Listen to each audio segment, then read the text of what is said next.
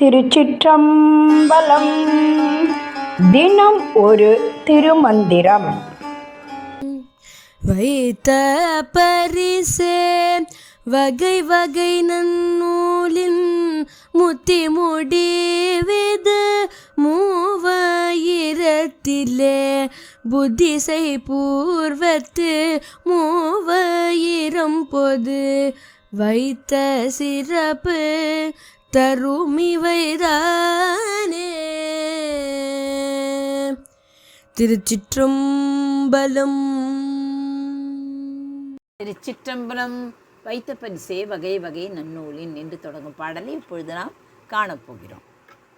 திருமுறரின் உண்மையான பெயர் சுந்தரநாதன். இவர் கைலாயத்தில் நந்தி பெருமானிடம் உபதேசம் பெற்ற மகா சித்தர் ஆவார். ஒருமுறை இவர் புதிகை மலையில் வாழும் அகத்திய முனிவரை காண தென்னாடு நோக்கி வந்தார்.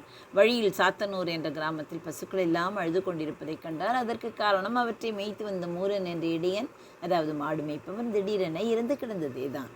பசுக்களின் துயரத்தை தாங்க முடியாத சித்தர் தன் கூடு விட்டு கூடு பாயும் திறமையை வைத்து தன்னுடைய உடலை ஒரு புதரில் மறைத்துவிட்டு இறந்த மூலனின் உடலுக்குள் புகுந்து விட்டார்.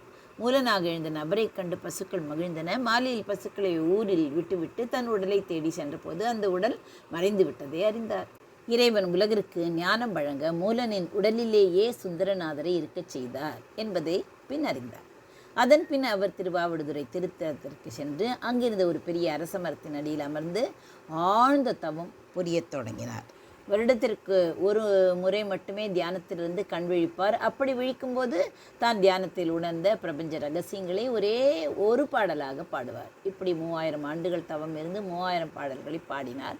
இதுவே திருமந்திரம். இப்பொழுது பாடலின் சொல்லடிவு விளக்கத்தை நாம் காணப்போகிறோம்.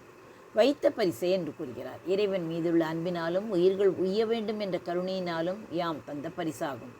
வகை வகை நன்னூலின் பல்வேறு வகையான நன்மைகளை தரும் இந்த சிறந்த நூலில் முக்தியை முடிவிது 3000-லே உயிர்கள் அடையும் இறுதியான முக்தி, அதாவது வீடு பெறு நிலையின் ரகசியங்கள் இந்த 3000 பாடல்களுக்குள் அடங்கியுள்ளன.